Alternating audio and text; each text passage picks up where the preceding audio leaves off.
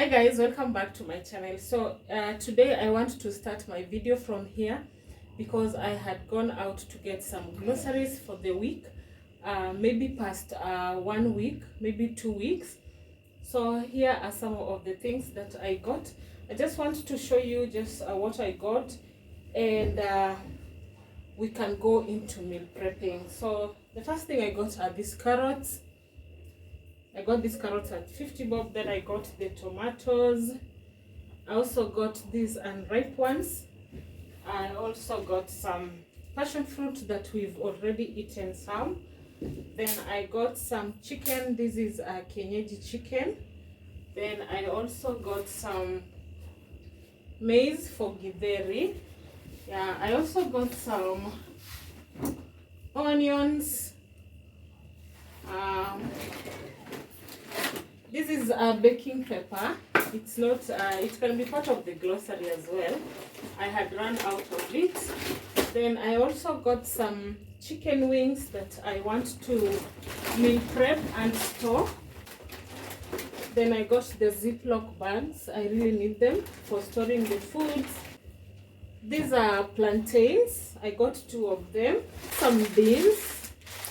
I got these beans. These are they're calling it nyota. I thought they're called nyayo. So I got 1 kg. This time I prefer going for the packed ones to save me the time of trying to sort out.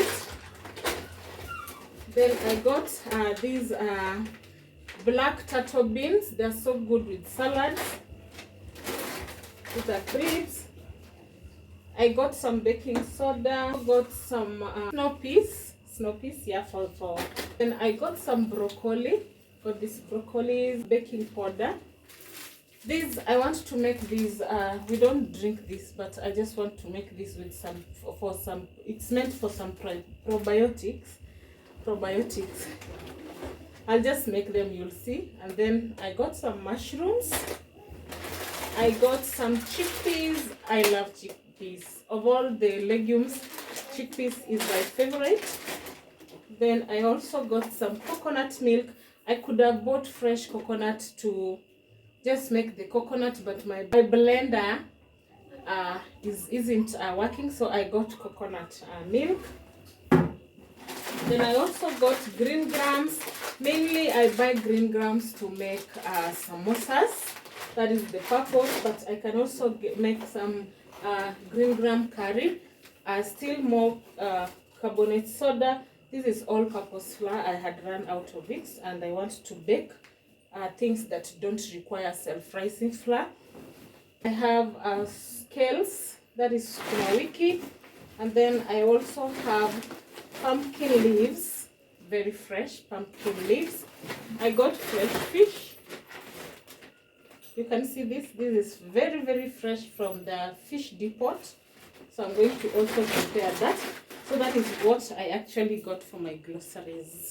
I'm starting with the chicken wings, but first of all, I have to marinate the chicken wings. I'm using fresh passion juice. I'm squeezing the passion, and then I'm going to pass the seeds, press the seeds, and then they're going to release the juice through the sieve. That juice is what I'm going to use in marinating my chicken. I love playing around with the ingredients to see how they turn out or how they're going to taste. So long as any ingredient that you're using is conducive to be cooked, it's well and good, you can go on and experiment.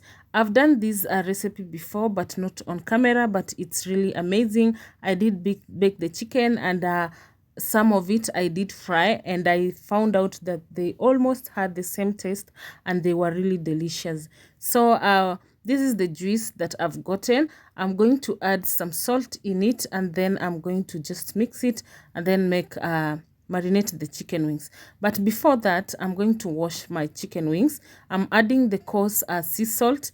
I'm going to rub the salt on the chicken wings and then run them on cold water for some time until maybe if there is a buildup of bacteria, it's going to come out. You can still use vinegar to wash the chicken, but I prefer the salt because I did not want any acidity on the chicken so far, because I'm going to use the marinade, so I don't need to add more acidity. So I'm scoring the chicken, putting some line on them so that they can get the marinade in them. By just leaving it like that, it's very difficult for the chicken to absorb the flavors unless it stays in the fridge for overnight. I'm adding the salt in the juice. Then I'm using pink Himalayan salt. I'm going to mix very well, then add in the chicken, keep mixing until they're well incorporated, and then I'm going to add some powder, which is fenugreek powder. I love the aroma of fenugreek powder, so I've added oil. Then that there is the powder. It really smells so nice. So I'm going to mix very well, cover with the cling film, and then let it rest for like 2 hours before I can start cooking it. By just letting it rest, it's going to absorb all the flavors from the juice. That is the purpose of just leaving it to rest for that while. The next thing I'm working on is the fish, and I'm going to wash this fish first, and then I'm going to scrap off all the scales that are on the fish. Sometimes they do forget to remove all the scales. You find that there are some scales on the fish, and it really irritates when you want to eat the fish and you find some scales on them. And then if you want to know a good fish, this is how it looks like. Can you see the pinkish, the pinkish and the reddish part on the gills? It really looks very fresh. That is how you can tell that your fish is very fresh, for you to avoid getting very bad fish. Then I'm going to score, maybe put lines on them. As you can see, you see those scales over there. So I'm going to scrub them off and then put the lines on the fish. The lines really help so that if you're marinating the fish, they really get all the flavors of the marinade, or maybe the salt if you're using salt. Or rather, when you're frying, it's very easy for them to cook very fast and easier up to the inside. So I'm scrubbing off, and then I'm going to score them, put the lines, wash them again, and then I'm going to put them on a tray, dry them up, because fish with water ain't good in the oil. So I'm just finishing up, and then I'm going to dry them using a very dry clean towel. Make sure that they are extremely dry before I can put the marinade on them. So that is what I'm trying to do. I'm washing them off first and then patting them, making sure that they are completely dry before I can start with the marinade. With my marinade, what I'm going to use to marinate this fish, it's easier to go for very light marinade. So I'm going with turmeric. This is turmeric powder. Then I'm also going to add some curry powder in it, add some salt, that is sea salt, and then I'm also going to add some oil. Mix it to make it extra thick, so that when you apply the marinade, it's easier for it not to come out when you're frying your fish. So I'm just mixing very well, and then I'm going to add in some oil, continue mixing, then I'm going to apply on the fish. This marinade is really delicious. When you fry with the fish, you can really get you can honestly get the flavors from the fish after you fry them. Or maybe if you want to bake it, you can still use the same marinade. So I'm going to apply it like this, then use my brush to just rub everything in and make sure that the marinade goes inside in every corner of the fish. Yeah, that is what I mean. So I'm going to rub it like this fish. I'm going to let it rest for like an hour or so before I can start frying it. I'm not going to start frying it immediately, because it's still moist and it hasn't gotten the marinade inside it. So I'm going to just finish up, put it aside. I have the kienyeji chicken over here, so I'm going to cut the chicken, everything, and then I'm going to cook it.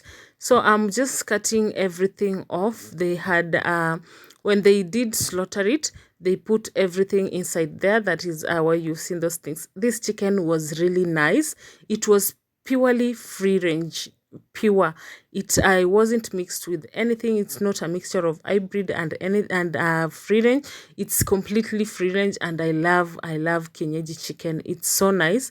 It has its own flavors. It's so natural. So I'm just some people don't like kienyeji chicken. They say that it's very tough, but honestly, there are just days that you can just have it to you have to eat such chicken, because it's healthy and it's delicious as well. So I'm cutting the pieces, the chicken into smaller pieces, and then I'm going to wash it. Then I'm going to pressure cook it. Yeah, I'm going to pressure cook it, but I'm using only onions to cook it and salt. Then I'm going to pressure cook it for some time. I have here some goat meat that I had bought yesterday, and then I marinated using garlic and onions, so, and salt. So I covered it. I'm going to use this pot. This pot really retains a lot of heat, so I love using it because it's faster and it slow cooks the meat nicely and makes it very tender and delicious. So I'm adding in the water. I'm going to add a little bit of salt. I think the salt wasn't enough. Then I'm going to cover it, let it cook for some time on low heat until it is nicely tender. The black beans, I want to soak them. These black beans don't take long to soak. They normally take like 30 minutes and they are extra soft after they have soaked. So I'm going to soak them for a while and then I'm going to cook them on the pressure cooker. So my fish is done marinating and I'm going to start frying it. I'm using sunflower oil. I find it nice to use. It doesn't have a lot of foam when you use it. So I'm adding the fish in. And then whenever you're frying your fish, make sure not to disturb your fish. Just throw the fish inside the oil and let the fish just cook itself. You don't need to come and keep turning the fish. After it is dried on one side, that is when you can turn it, just the way I'm doing it. This first batch, I'm not going to fry them until they're golden brown. I'm just frying them just a little bit because I'll be using them on stews. That is why I'm not making them extra golden. But there are some that I'm going to make extra golden because I'm intending not to use them on stews. But this specific one I'll be using on stews. But I'm also leaving the head, some of the heads, like 2 of them, so that I can make a fish head soup. It's always so delicious. And this is my second batch. Actually, it's super golden. This one, I don't intend to make soups out of it. I'm just going to, we're going to warm it and just take them like that. So it's done. I'm using the same oil now to fry the chicken wings, and I'm telling you, the flavors of that chicken was really on another level. It was so delicious. The fact that I used the fish oil, it was so good. Honestly, I couldn't just discard the oil and then use another oil. It doesn't make sense. Then I've just added the chicken wings inside the oil. I'm going to let them become very golden brown. And then I'm going to remove them from the oil. Let them drain the oil on the paper towel. And then here I have some corn. I decided to just boil those corn. I said there's no way I'm going to make githeri out of them because they were very tender. And the chicken is done. Hey, it looks so delicious. So I'm going to put it aside, let the oils drain, and then I'm going to let it cool down. Yeah, you can try this recipe out and tell me in the comment section how you find it, or rather how you prefer making your chicken wings. You can share your ideas and recipes on how you prefer making your chicken wings or how you love your chicken wings to be made. Then I have here some water that I want to make, the strong tea for what? For tea leaves. So I'm adding sugar. I'm also adding the tea leaves. Yeah, the tea leaves. So I'm adding some, and then I'm going to bring it into a boil until it's thoroughly boiled. And then I'm going to put it aside, let it cool down. On this other side, I'm having rice for supper, but I've added some turmeric in it. But for dinner today, since I've been meal prepping the whole time, for dinner I'm going to make some chicken, mushroom. The free range chicken is the one I'm going to use to make the chicken, mushroom, and coconut curry. So I'm adding my garlic into the onion and into the oil, and then I'm going to add the onions. Then I'm adding in the mushroom. I'm going to saute them, then add the salt. by adding the salt in the mushroom, it drains the water from the mushrooms, and the mushroom can cook nicely in a pan that doesn't have oil. Then after that, I'm going to add in the chicken to cook with the mushrooms so that the chicken can get the flavors of the mushroom. I honestly love mushrooms, and I said this, it's how you prepare your mushroom that is going to make it delicious. I love this dish. It's one of my favorite. Using this free range chicken, it's always brings out good flavors. So I'm adding in the chicken, and then I'm going to keep sauteing them, mixing them until the chicken gets the flavors of the mushroom. Mark you, I've not added oil again. I'm just using the water from the mushrooms just to cook the chicken. So I'm going to add now the coconut milk. I'm going to add the whole can because this recipe is all about coconut mushroom curry, something like that. And then I'm going to mix it nicely. I'm not adding any spices into this recipe. It's just going to be natural. Then I'm going to add the broth from the chicken, keep mixing, and then bring it to a simmer, and that is it. It's a very simple but a very delicious one.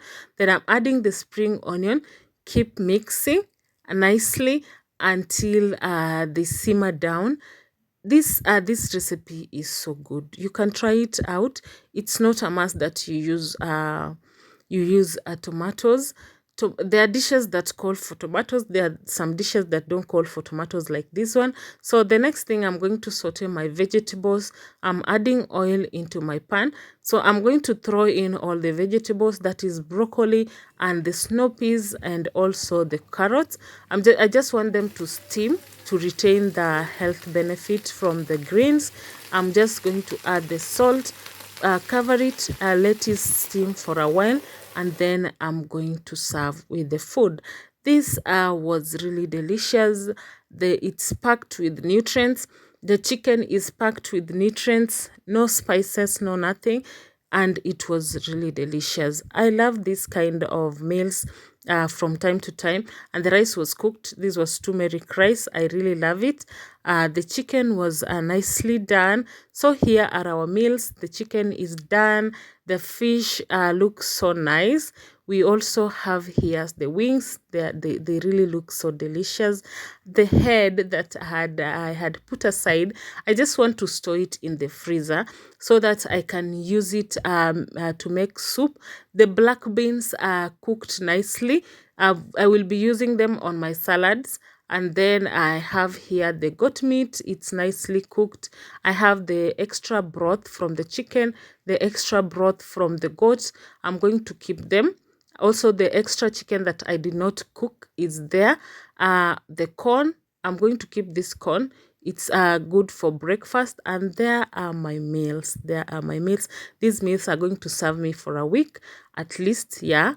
Then I'm going to use this Ziploc bags to pack the meals. I'm using the Ziploc bags because my fridge is very small, and it's always convenient to use these bags because you can store them without congestion and without struggles, and the food can stay here up to a week, honestly, minus going bad. So this is the method that I normally use in storing all my food.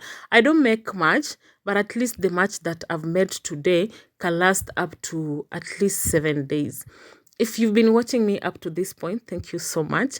If you're a returning subscriber, thank you so much. If you are new here, feel much welcome. I appreciate you being here, and thank you for subscribing to my channel. To my premier family, thank you so much. And to my returning subscribers, thank you for always coming back to watch my videos and also liking and sharing. If you're here and you haven't subscribed, please consider subscribing to my channel, and I will really appreciate it. We get to grow together. I love that I've been able to pull this. It took me like 4 hours to to finish up these meals. It was really so hard to batch cooking is not easy. All meal prepping, it's not an easy thing. It takes time, but it's worth it. It's a good feeling that after preparing these meals, you can really have an easy time whenever you want to grab a meal. You can, like now I can grab that any meat and make it. I have the greens. I have not cooked them yet, but I've just washed them. I'm yet to cut them and start now making them, cooking them, and then I'm going to store them as well. So that is how I've packed all my foods. This is how I'm going to store them. Let me know how you store them. Some of you, I know you use containers, but these bags also create us save a lot of space. They save a lot of space when you're using them. They don't take much of the space. This corn I'm storing, but you're going to use the corn during breakfast, so it won't be staying there for long. And everything is done, nicely packed. The broth over here, it's going to save me a lot. The broth that I had made initially, it's already finished. So the next thing that I want to make is this probiotic. To make this probiotic, it's kombucha. I already have the base. The base, I got it from home. They sent me the base, but I can always make my base myself. So, but I opted to get the base from home. So I'm going to put, normally I use a glass jar instead of a plastic jar because there is a lot of acidity going in there. So it's good to just use a glass jar for safety reasons. So I'm adding the base or rather the culture inside my jar, and then I'm going to add now the strong tea. Let me call it strong tea, the mixture of tea leaves and sugar and water. Normally you don't add it when it's hot, you don't add it when it's too cold, just in between. Then I'm going to add it in here, then cover with a cloth that is less, it's not contaminated, something that is very light. You can use a cheesecloth to cover it, but I'm using this cloth over here so that we can keep away foreign things entering inside there. I cannot cover with the lid because when it ferments it can really pop up, so that is why I'm using this.